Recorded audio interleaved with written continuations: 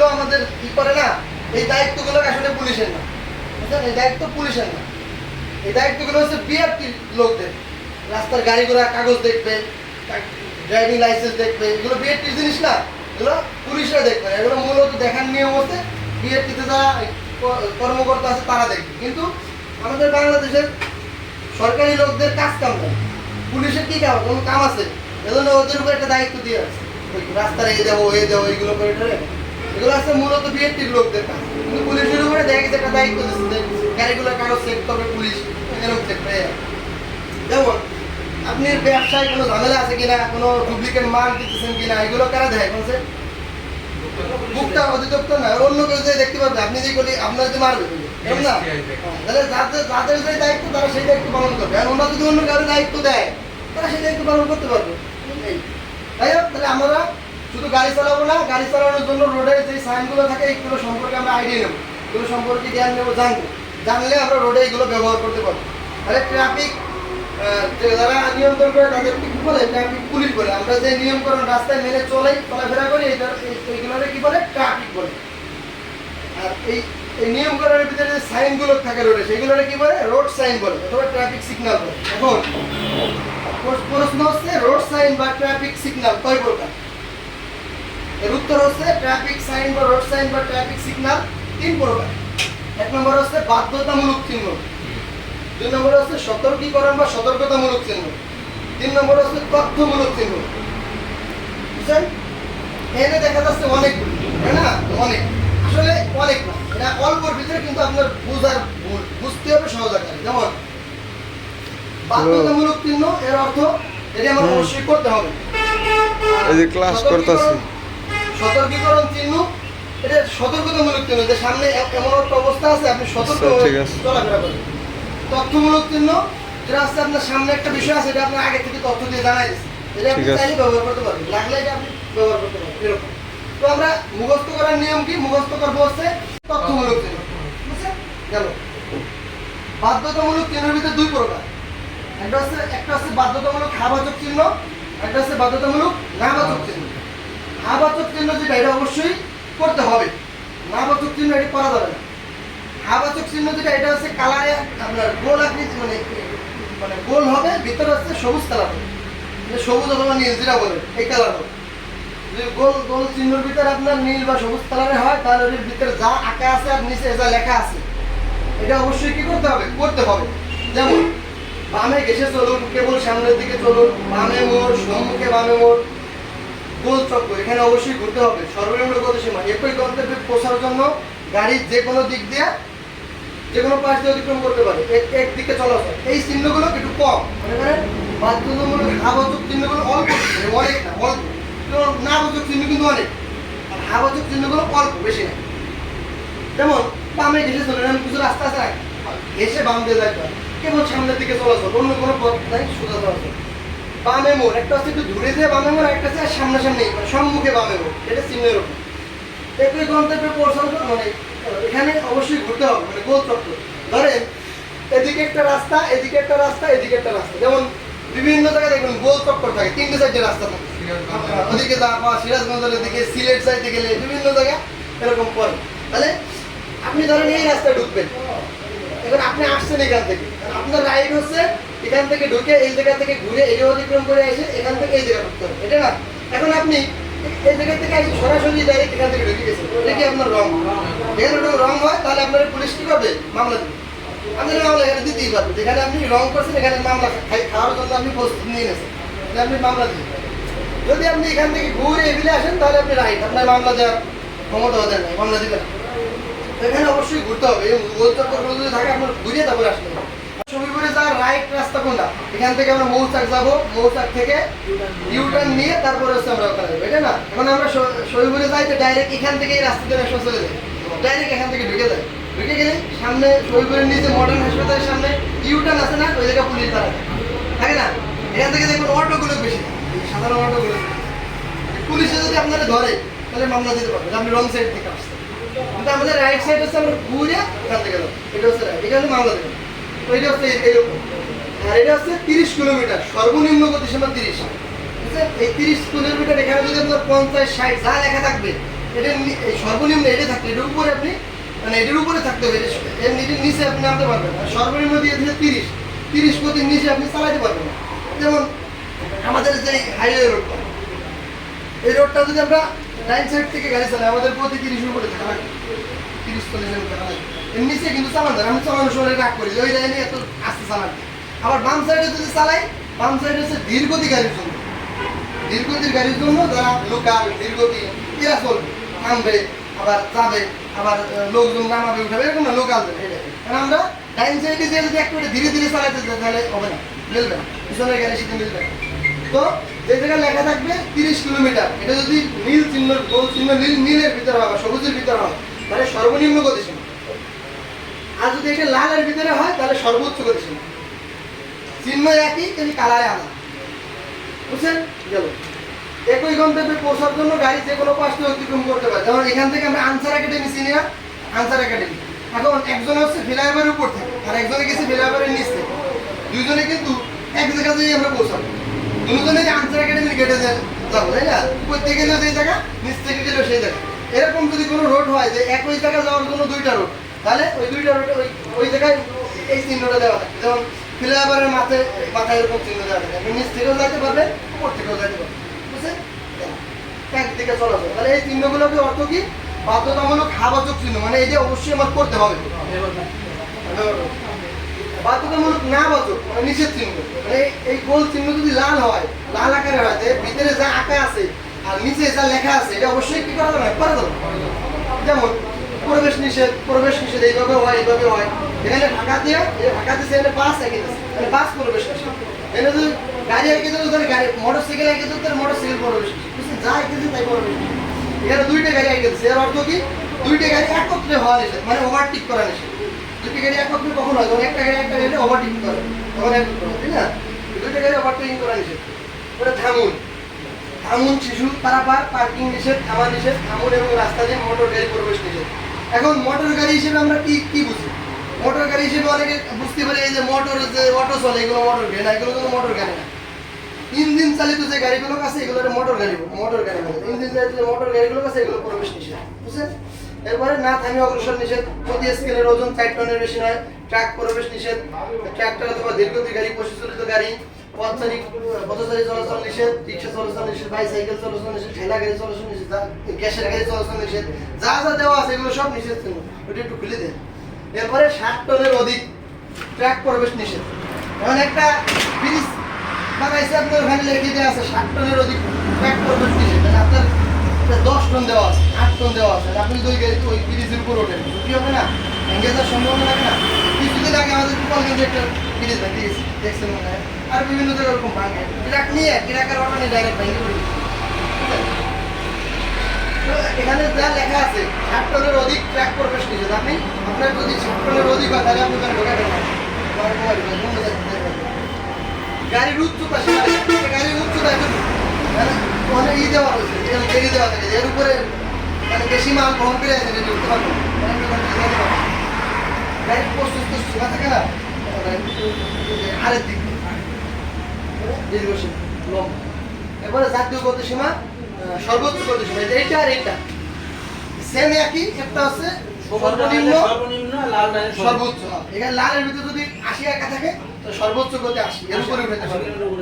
80 থেকে আপনি হয়তো 5 উঠাইছেন 85, এটা আপনার ছাড় দিবে, কিন্তু ওর উপরে উঠে দিলে ছাড় দিবেন। কিন্তু ডিজিটাল মামলায় দিকে আপনার 5ও ছাড় দিবেন। পুলিশে এমনি হয়তো জ্ঞান ধরলে হয়তো ছাড় দিতে পারে, কিন্তু ক্যামেরায় ধরলে কিন্তু ছাড় দিবেন। কিন্তু গতিসীমা শেষ, এলাকা শেষ, 60 টনের অধিক ওজনের গাড়ি প্রবেশ নিষেধ, যেটা বললাম।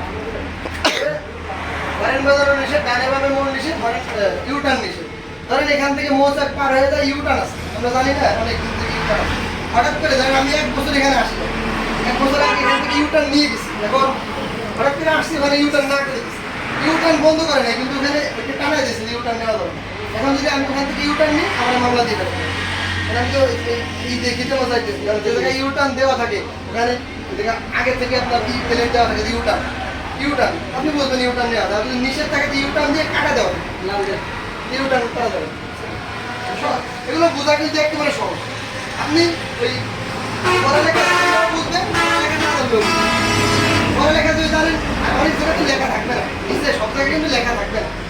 এটা কিন্তু একটা আপনার কি জানো লাইসেন্স করতে যদি যান তাহলে 3টে পরীক্ষা হয়। একটা আছে গাড়ি আপনার লিখিত পরীক্ষা, এটা আছে আপনার গাড়ি সংক্রান্ত কিছু প্রশ্ন উত্তর থাকবে ইঞ্জিন সংক্রান্ত, আর দ্বিতীয় পরীক্ষা আছে এই যে মৌখিক, এইটা এটার ভিতরে আপনার ধরবে ট্রাফিক সিগন্যাল। তৃতীয় পরীক্ষা আছে গাড়ি বা মোটরসাইকেল, গাড়িও পরীক্ষা দেওয়া হবে, মোটরসাইকেলও পরীক্ষা দেওয়া হবে, 4টে ধরতে হবে। তাহলে এটা কিন্তু একটা আপনার পরীক্ষা হবে, জিজ্ঞেস করবে আপনার রেজাল্ট লাইট বাইরে অথবা লাঠি ধরে জিজ্ঞেস করবে এটার অর্থ কি, এটার অর্থ কি, আপনার কইলে পাস দিয়ে দেবে, কইতে পারবেন না ফেল দিয়ে দেবে। তাহলে আমরা এইগুলোর ভিতরে যা আঁকা দেখবো অবশ্যই কি এটা করা যাবে না, মানে এটা কিন্তু মানতে হবে, মানে মানার ভিতরে কি করা যাবে না। এটাও আপনার বাধ্যতামূলক চিহ্ন, এটাও বাধ্যতামূলক চিহ্ন, না বাধ্যতামূলক চিহ্ন একটা হা বাধ্যতামূলক। এলে 1 নম্বর গেল। 2 নম্বর আছে সতর্কীকরণ চিহ্ন। এটা এই চিহ্নটা আপনার ত্রিভুজ আকারের হবে, আকারে ত্রিভুজ আকারের হবে, কালারে লাল হইতে পারে, কালো হইতে পারে, হলুদ হইতে পারে, যে কোনো কালার হইতে পারে। তাহলে 100 মিটারের দূরত্ব ভাঙা, রাস্তার ডান দিকে সংকীর্ণ, আপনি একটা রাস্তা ঢুকবেন, ডান দিকে ছোট আছে ভাঙা আছে, এটা বোঝাইছে রাস্তার দুপাশে সংকীর্ণ হয়েছে, 2 দিক দিয়ে ভাঙছে রাস্তা, এরকম হবে। এগুলো যদি আপনি জানেন, এই জানার পরে যদি আপনি গাড়ি নিয়ে ভিতরে ঢোকেন, ঢুকে যদি বিপদে পড়েন, কেউ দায়ী আপনারা আগে থেকে সতর্ক করে দিন, এগুলো সতর্কতামূলক। রাস্তা ছাড়া দূরত্ব রেখা, পথচারী পারাপার, আপনার স্কুল, আউটডোর, এটা একটা গন্তব্য, ডাবল বা ডানে বা বুঝে 2 দিক করে আগত রাস্তা একত্রে মিলিত হয়েছে, 2 দিক হইতে আগত রাস্তা একত্রে মিলিত হয়েছে, টি জংশন রাস্তা, এগুলো কিন্তু আমাদের সব জায়গায় পাবে। এই যে একটা জিনিস বলছে আর এই যে একটা, 2টা জিনিস প্রায় একরকম, এটা যে রাইট আর এটা হচ্ছে বেরোয়। কারণ একজন শরীফপুরের নিচ থেকে আসছে, একজন হচ্ছে শরীফপুরের উপর থেকে, বেলার উপর থেকে আসে, 2 জনের এক রাস্তায় কিন্তু মিলিত হয়েছে, তাই না? একজন নিচ থেকে আসে, একজন উপর থেকে আসে, আসে এক রাস্তা, 2 দিক হইতে আগত রাস্তা একত্রে মিলিত হয়েছে, ওটা হচ্ছে টি জংশন। এখান থেকে আপনি চৌরাস্তা গেছেন, চৌরাস্তা যাওয়ার পরে ডানে ঢাকা রোড, বামে হচ্ছে ময়মনসিংহ রোড, আর আমি তো যেটা দেখে ওটা হচ্ছে গাজীপুর রোড, কোনাবাড়ি রোড। ওই উপরে যেটা আছে ওটা হচ্ছে জয়দেবপুরের রোড। এই সাইড দিয়ে রাস্তা মিলে কি হয় চৌরাস্তা, চৌরাস্তার ওখানে যদি জয়দেবপুরের রোডটা আমরা বাদ দিই তাহলে হয় কি টি জংশন, ত্রিভুজ মানে টি জংশন। ওটা চৌরাস্তা যদি হয় সেটা ধরবো, আর হচ্ছে পার্শ্ব রাস্তা জিগজ্যাগ জংশন, এখানে একটা রাস্তা, এখানে একটা রাস্তা, এগুলো জিগজ্যাগ, বুঝলেন? আর এগুলো হচ্ছে বাম দিক থেকে অথবা ডান দিক থেকে মিলিত চলমান গাড়ি প্রধান রাস্তায় মিলিত হচ্ছে, ওঠে না এইদিকে রাস্তা নেই, এখান থেকে হঠাৎ করে রাস্তায় উঠছে এরকম সোজা বরাবর 2 দিকে চলাচল, আড়াআড়ি বরাবর 2 দিকে চলাচল, আড়াআড়ি বরাবর চলাচল কিরকম? আপনি ধরেন এখান থেকে একটা রাস্তা, আমরা যে জায়গা চিনি, এই রাস্তা থেকে চিকন করে রোড ভিতরে গেছে, ওই রোড থেকে আপনি বেরোয়েছেন, বেরোনোর পরে সামনে যে রাস্তাটা আমাদের মেইন রোড, এই মেইন রোডটা এখানে তো হাইওয়ে রোড, এখানে কিন্তু একদিকে চলে, তাই না? আর যে জায়গায় হাইওয়ে রোড না, যেমন নবীনগর বা আমাদের গ্রামের রোড, এক রাস্তায় 2 দিকে চলাচল, এখানে সেটি বোঝাইছে। এটা সোজা বরাবর চলাচল, একটা হচ্ছে আড়াআড়ি ডাবল লাইন, এটা আপনার খেয়াল করে বেরোতে হবে। একটা হলো এদিক যাইতেছে, আপনি বেরোয় এদিক খেয়াল করে যাইতে পারবেন, আরেকটা হলো এদিক দিয়েও যাইতেছে, এদিক দিয়েও আসতেছে, তাহলে আপনার এদিকে খেয়াল করতে ওদিক দিয়ে দেখবেন, 2 দিক খেয়াল করে রাস্তা 2 করতে। তাহলে এরা আরো কিছু আছে, চেক পয়েন্ট, রাস্তার কাজ চলতেছে, রাস্তা ভাঙ্গা, bicycle, Y junction, U turn, সামনে গাড়ির উচ্চতা সীমা, সামনে নদীর তীর, পাহাড়ের ঢাল, নিচের দিকে, উপরের দিকে, পাথর করার সংকেত, বিপজ্জনক গর্ত, রক্ষিত লেভেল ক্রসিং বা রেল ক্রসিং, অরক্ষিত লেভেল ক্রসিং বা রেল ক্রসিং। রেল ক্রসিং আর লেভেল ক্রসিং একই জিনিস, বুঝছেন? আকৃতি সেতু, বিপজ্জনক বাধা, অসমতল রাস্তা, গবাদি পশু খামার, আইল্যান্ড, বিমানবন্দর, হঠাৎ গতি পরিবর্তন, বিচ্ছিন্ন রাস্তা, বন্দর প্রাণী, পথ, ঘাটি, সড়ক, ফেরি পারাপার, বন্দর, এগুলো সব কি সতর্ক, মানে সতর্কীকরণ চিহ্ন। আপনারা সতর্ক করে দিচ্ছে আগে এখানে ইয়ে আছে, আপনি সামনে এগুলো আছে, রাস্তার কাজ চলতেছে বা চেক পয়েন্ট, আপনার আগে থেকে যখন চেক পয়েন্টের সংকেত দেওয়া থাকে তাহলে আপনার গাড়িতে কাগজ নেই, আপনার গাড়ি যাওয়া মুশকিল হয়ে যাবে, আপনার গাড়ি থেকে অবৈধ মাল নিয়ে যান, ওখানে যাওয়া মুশকিল হয়ে যাবে, আছে না এরকম? আপনি আপনার কি জানো অবৈধ মাল বলতে দেখে যে আপনি নিজে অবৈধ হয়ে যাবেন, যদি আপনার কি না থাকে, সিট বেল্ট পরা নাই অথবা আপনার লাইসেন্স নাই, আপনি অবৈধ হয়ে যাবেন, গাড়ির কাগজ না, গাড়িও অবৈধ হয়ে যাবে। আগে থেকে আপনার চেক পয়েন্ট দেখলে সতর্ক হয়ে যাবে। রাস্তার কাজ চলতেছে, এরকম অনেক সময় সাইনবোর্ড দিয়ে সামনে রাস্তার কাজ চলতেছে, এখানে আপনার সতর্ক হয়ে যাবে। রাস্তা ভাঙা যা যা আছে মোটামুটি এগুলো সব সতর্কতামূলক চিহ্ন। গেল তাহলে বাধ্যতামূলক চিহ্ন, সতর্কীকরণ চিহ্ন। 3 নম্বর আছে তথ্যমূলক চিহ্ন। এই তথ্যমূলক চিহ্ন যদি হয়, এই চিহ্ন চতুর্ভুজ আকারের হবে, চারকোণ আকারের হবে, কালার কালো, হলুদ হলুদ হবে না, কালো অথবা নীল যেভাবে হতে পারে। আর এগুলো হচ্ছে আপনার কর্তৃপক্ষরা দেয়। যেমন সম্মুখে রাস্তা নাই, এটা রাস্তা থেকে দিবে, পথচারী পারাবার এগুলো রাস্তা দিবে, fire station, filling station, pump পালার তাদের পাম্প আছে, তারা এরকম আগে থেকে দিয়ে দেয় যে সামনে 100 মিটার সামনে তেল pump, gas pump, filling station. ধরেন আপনার কাছে তেল নেই, তখন কিন্তু আপনার মনে ভিতরে একটা কষ্ট চলে আসবে, একটা টেনশন চলে আসবে মাথায়, গাড়িতে তেল নেই, আমার কত দূর যাবে কিনা টেনশন। এই মুহূর্তে যখন আপনি দেখবেন সামনে 100 মিটার সামনে বা 200 মিটার সামনে তেল পাম্প, তখন কিন্তু আপনার একটা স্বস্তি আছে, তাই না? সামনে গেলে তেল পাম্প, তাহলে filling station, servicing station, telephone station, rest house, প্রাথমিক চিকিৎসা, fire station, tea stall, restaurant, picnic spot, মসজিদ, মন্দির, গির্জা, যেখানে যা আছে, রেল ক্রসিং, যা যা আছে, টয়লেট। আপনি ধরেন এক সময় যাইতেছেন, এমন টাইমে গেছে মাগরিবের আজান দিয়েছে, এখন আপনার নামাজ পড়া দরকার। যখন দেখবেন সামনে মসজিদ, এগুলো লেখা থাকবে 100 মিটার সামনে মসজিদ, তখন আপনি নামাজ আদায় করে যাবেন। আপনার জরুরতে চাপ দিচ্ছে, পাবলিক টয়লেট লেখা আছে না, পাবলিক টয়লেট দেখে আপনি মানে জরুরত সারতে পারবেন। মানে আপনার যা যা দরকার আপনি প্রয়োজন মতো ব্যবহার করতে পারবেন। এগুলো হচ্ছে তথ্যমূলক চিহ্ন। বুঝছেন? গেল এখানে একটা জিনিস বুঝতে পারতে সেটা হচ্ছে আপনার রেল ক্রসিং। এগুলো প্রশ্নে আসে, লিখিত প্রশ্ন। রেল ক্রসিং কয় প্রকার হবে? রেল ক্রসিং হচ্ছে 2 প্রকার। একটা হচ্ছে আপনার রক্ষিত রেল ক্রসিং, আর একটা হচ্ছে অরক্ষিত রেল ক্রসিং। রক্ষিত কোনটা? যেখানে রক্ত থাকে, রেল আসতেছে ওই জায়গায় রক্তটা ঘুরাইয়া বড় বেরিয়ে, এটা হচ্ছে রক্ষিত। এখানে আপনার রেল পা টাকা থাকে, এটা বুঝবে রক্ষিত।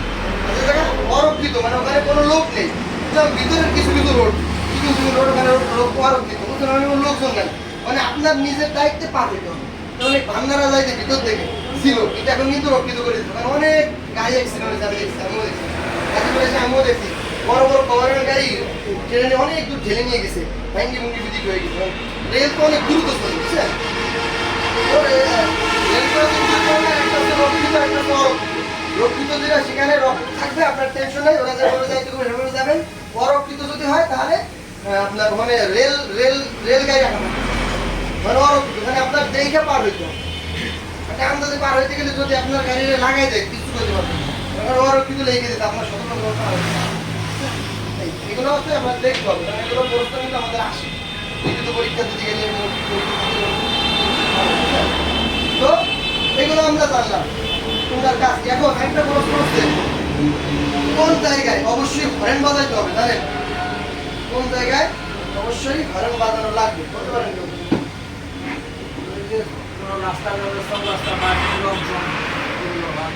হরেন বাজাইতে হবে, এটা হচ্ছে আপনার অন্ধবাক। অন্ধবাক এখানে 2টা জিনিস আছে, একটা আছে মোড়, একটা আছে অন্ধকার, বুঝছেন? বাকেও আপনি হরেন করে দেবে, অন্ধকার যে সমস্ত থাকে এটাকে হরেন দিতে হবে। অন্ধকারে আপনি হরেন না দিয়ে যাইতে পারবেন, লোক আছে কিনা দেখতে পাচ্ছেন না। অন্ধবাক বলতে কি ওই সাইডে কি নাই, যে জায়গা দেখা যাইতেছে দেখা যাচ্ছে না, বুঝছেন? আপনার হেডলাইট জ্বলতেছে না, অন্ধকার হয়ে গেছে না, আপনি হয়তো নিজেই দেখে যাইতে পারছেন, যদি হালকা দেখাও যায় লোক দেখতে পাচ্ছেন, হরেন দিতে হবে। দেখা যাচ্ছে না, অন্ধবাকে অবশ্যই কি করতে হবে? হরেন বাজাইতে হবে। একটা হচ্ছে আপনার কোন কোন জায়গায় হরেন বাজানো নিষেধ, হরেন বাজানো যাবে না, এগুলো বলতে পারেন? বিভিন্ন প্রতিষ্ঠান, যেমন হসপিটাল, আবাসিক এলাকা, হসপিটাল এবং আপনার মসজিদ, প্রতিষ্ঠান যেগুলো শিক্ষা প্রতিষ্ঠান, এই সমস্ত জায়গায় হরেন বাজানো যাবে। বিভিন্ন যেগুলো আপনার ইমার্জেন্সি প্রতিষ্ঠান যেগুলো এই সমস্ত জায়গায় হরেন বাজানো যাবে। ওই জায়গায় কথাবার্তা বলতে লেখাপড়া হরেনে তো সমস্যা হবে, ধুয়োয় ডিস্টার্ব করে, হরেনে ডিস্টার্ব করে, হরেনে তো হার্টের সমস্যা হয়, ধুয়োও মানুষের দেখবেন ঢাকার ভিতরে যে গাড়িগুলো ঢোকে, ঢাকার ভিতরে ট্রাক যেগুলো আছে দিনের ভিতরে কিন্তু কোনো ট্রাক দেখতে পারবে না, সব প্রাইভেট বাস ট্রাক যেগুলো মালবাহী গাড়ি আছে সব রাতে ঢুকবে, দিনের ভিতরে ঢুকবে না, অন্যান্য গাড়ি সব আছে। আর ঢাকার ভিতরে অতিরিক্ত ধোয়া গাড়ি এগুলো চলতে থাকে, পরিবেশ দূষণ হয়।